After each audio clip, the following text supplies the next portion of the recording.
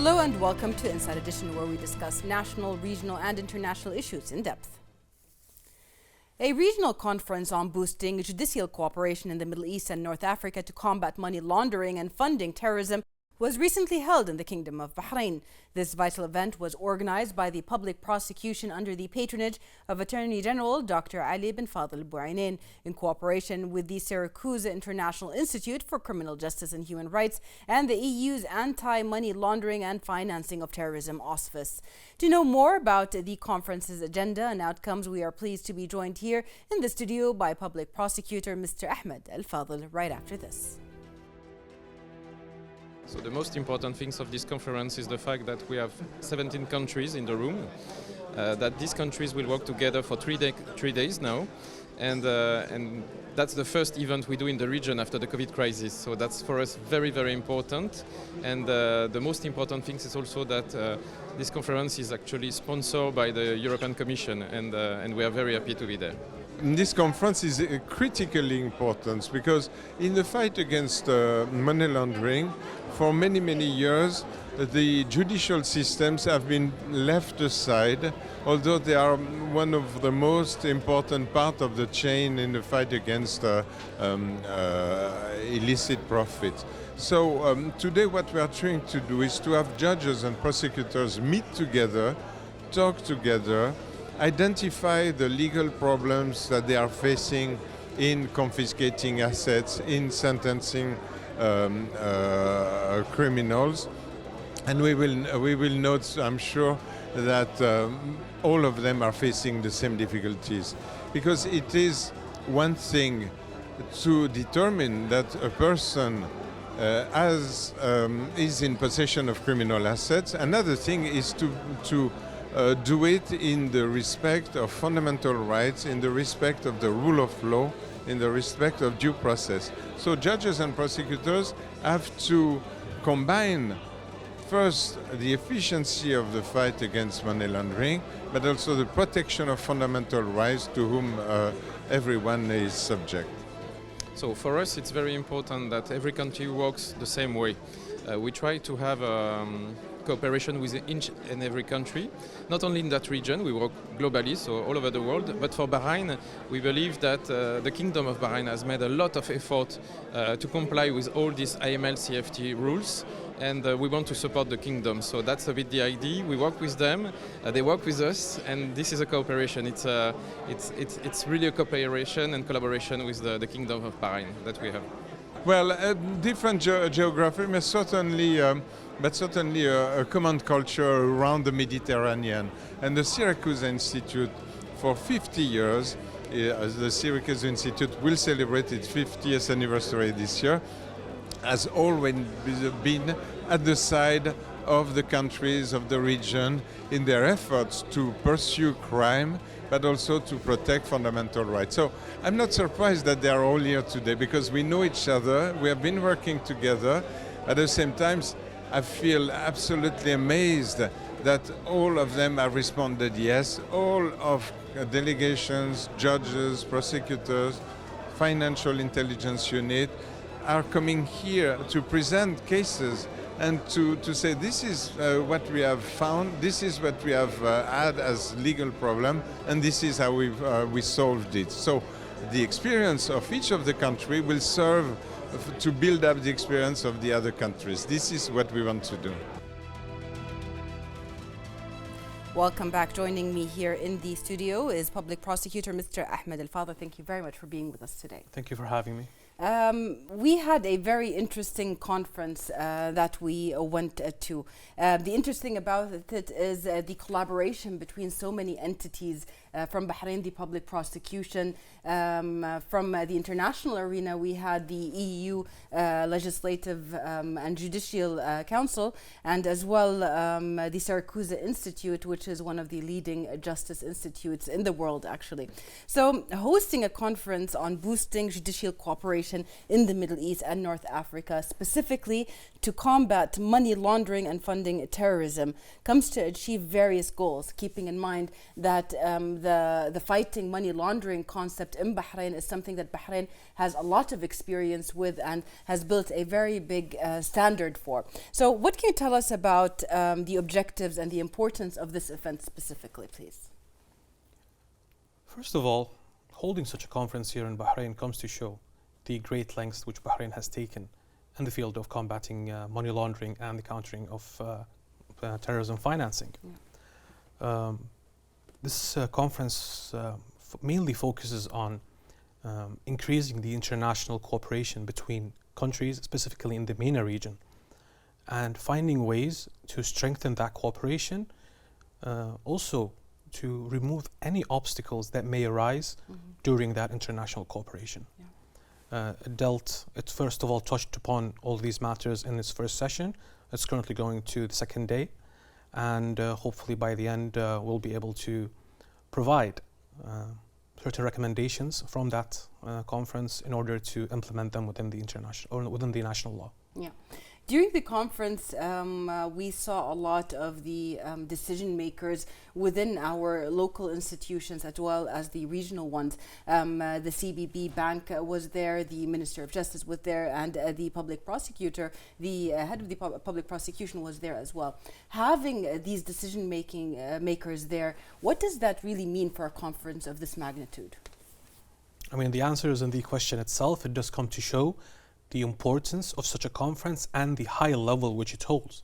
Having the participants from different fields, from either the Syracuse Institute and the Global Facility, and many renowned international experts, does present the opportunity to discuss at the highest level the problems that may arise in the field of money laundering and the combating of terrorism financing. Yeah. And getting the expertise from such a high level field and from such a high level source improves in the end the quality of all the recommendations that may arise in the end. Yeah, it also gives it that kind of importance for a conference like that, especially that not only were high-ranking officials from Bahrain there, but 17 different countries were represented there as well.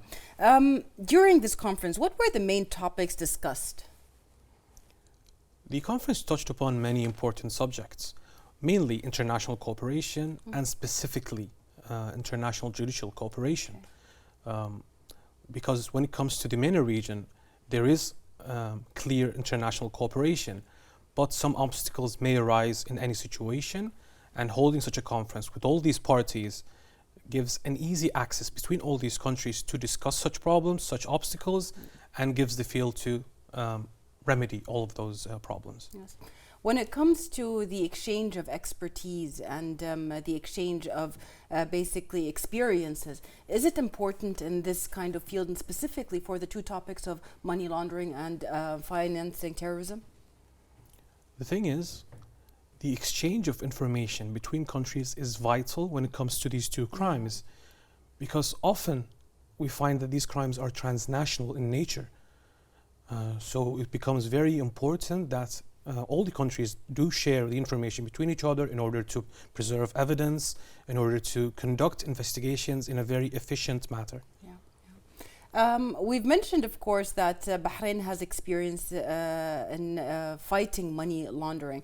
But specifically, why is it important, or why was it significant that this conference took place on the grounds of our island? This comes to show that Bahrain has been at the forefront of combating money laundering and the terrorism financing, and it has taken great strides in its legislative statute in amending certain laws, legislating certain laws to effectively combat such serious crimes, which have such a very serious or a severe outcome or result into the financial system of any country. And luckily, and I'm proud to say that Bahrain has been ranked first in the Basel Index for combating money laundering, and being one of the least dangerous countries in the Arab world when it comes to dangers resulting from money laundering and the financing of terrorism. Amazing. Bahrain's judicial field has a very long history in so many different fields, not just the financial crimes field, but also other ones. What can you tell us about these standards and the building and the ongoing building of the judicial field and standards in Bahrain? The legislative process is a process in itself. It takes time, and luckily we are in a point right now where it has crossed a very long way from where it started, and at this point Bahrain has been able to arm itself with a good set of laws that enable it to effectively combat such crimes.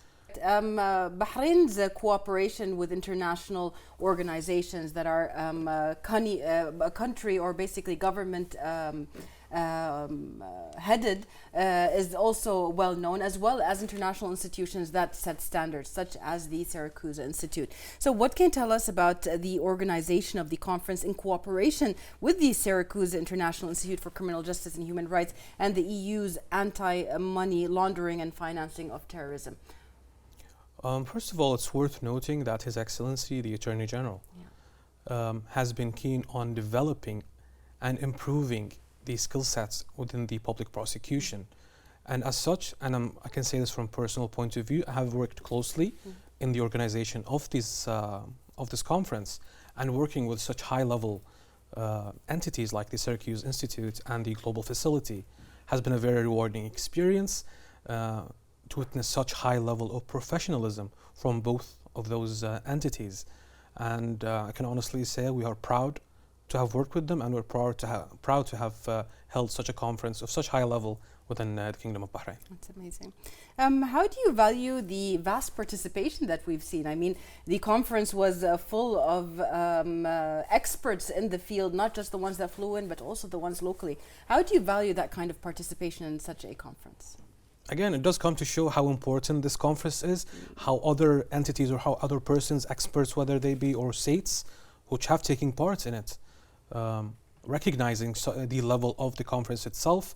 And it comes to show that all of these participants want to have the opportunity to sit with their fellow states, discuss any obstacles that may arise in the international cooperation field, international judiciary, or even the mutual legal assistance requests, which help us solve cases through the cooperation between different states. And that is a great opportunity to have been in this conference, which gave the opportunity for all those states to discuss all those obstacles and give suggestions to how we can improve this model. Definitely.